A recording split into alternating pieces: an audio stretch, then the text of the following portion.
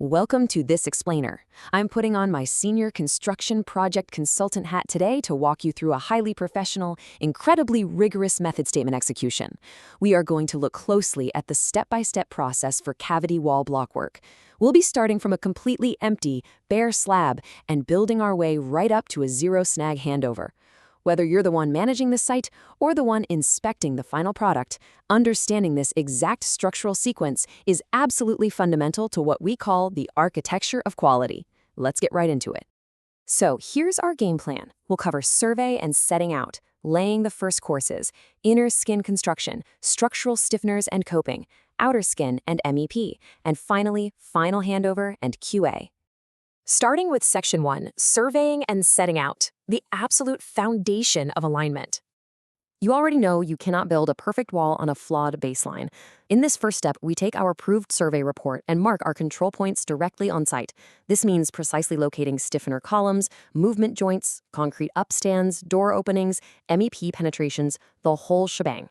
Now, to really grasp the sequencing here, we have to look at how we define the system. We construct a cavity wall in two totally distinct phases, and it's critical to remember that Phase 1, the inner skin, strictly dictates the pace and the alignment of the entire system. That inner leaf has to be substantially completed first. Why? Because it acts as the anchor. It is literally the geographical reference point for everything that follows on the external facade. And that brings us to this critical moment. Hold point number 1. As a project consultant, I cannot stress this enough. You do not lay a single block, not one, until the consultant signs off on that initial survey marking. This is a hard stop. It's the only way to ensure that the exact thicknesses and penetration locations are physically verified against the shop drawings before any permanent work kicks off. Moving on to Section 2, laying the first courses. Precision at the base. Look at how this actually plays out on site.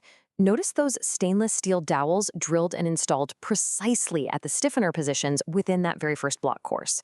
You'll also spot the safety caps, which, let's be honest, is a hallmark of a truly professional site. These dowels are resin debonded right into the concrete. They act as the critical tie-in point where our future vertical concrete stiffeners will permanently anchor into the slab. Which brings us right to our next mandatory check. Once those first two courses are laid and the dowels are secured, bam, we hit hold point number 2. The consultant has to verify the physical setting out. We are specifically checking the bond pattern of the blocks and ensuring our mortar joint widths are hitting that strict target of exactly 10 millimeters plus or minus 2 millimeters tops. Absolutely no vertical progress is authorized until this gets the green light. Section 3, inner skin construction, rising to the next lift. During this stage, your subcontractor is building upward at roughly 7 courses per lift. But actually, scratch that, it's not just about stacking blocks quickly. The execution requires them to meticulously embed stainless steel diamond wall ties into the mortar beds. We're looking for a minimum 50mm embedment on each side. Alongside that, they have to fix those vital head restraint connection angles using resin anchors and, this is key, install compressible filler anywhere the blockwork butts up against structural concrete columns or walls. Watch it all come together here. We can see these completed inner panels flawlessly tying into the primary concrete structural elements. Just look at the neatness of the blockwork. See those gaps left intentionally for the structural stiffeners? And the way the wall panels integrate right up to the underside of the slab? That's exactly how you prep for those final top restraints. Next up, Section 4, structural stiffeners and coping, reinforcing the assembly. A block wall over a certain span simply cannot stand on its own. It needs reinforced concrete elements cast directly within or adjacent to it to reinforce the entire assembly against lateral loads. But as we gear up for these concrete pours, safe access is everything. Notice the internal working scaffolds erected here. Before a single piece of formwork or rebar for the stiffeners or coping beams is set, these scaffolds must be fully inspected and certified. They provide that robust setup so the workforce can safely handle heavy rebar and timber forms at higher levels. Take a close look at the precision of the formwork clamped tightly against the completed inner skin on both sides. They're getting ready to pour the coping beams and vertical stiffeners. What's fascinating here is that the blockwork actually acts as a partial permanent formwork. That is exactly why the stability and the mortar curing of those initial 7 courses were so critical before we introduced the massive hydraulic pressure of wet concrete. Naturally, before the concrete trucks even start pouring, we trigger hold point number 3. The consultant must inspect and approve the steel reinforcement inside that formwork. We're checking lap lengths, ties, clearances, the works. Once approved, the concrete is poured strictly as per the approved mix design. And of course, we have to allow for the proper curing period before anyone thinks about stripping those forms. Following the successful curing and stripping of that formwork, we hit step 7, which basically means repeating this exact sequence. Blockwork lift, scaffolding, formwork, pour, and cure, over and over until the panel safely reaches its full designed height. Notice those distinct gray concrete stiffener columns and the horizontal coping beam perfectly integrated with the dark volcanic blocks. It completely locks the entire panel securely within the building's main frame. Section 5, Outer Skin and MEP, completing the envelope. Now that the inner leaf is substantially complete and structurally sound, moving to the outer leaf introduces slightly different structural requirements. It also demands significantly higher safety protocols, since we're now working on the external envelope of the building. Let's compare the two. Setting out the outer leaf directly references the completed inner leaf's position, but the real differences are in the structural reinforcements. The outer leaf needs BMA 202 stainless steel bed joint ladder mesh every 2 courses. It also has to precisely engage with those wall ties we pre-embedded during phase 1. Interestingly enough, the outer skin generally requires fewer coping beams, which means a slightly faster construction sequence, even though it's done from suspended external facade scaffolding. At this specific handover moment between the 2 phases, check out the completed inner skin.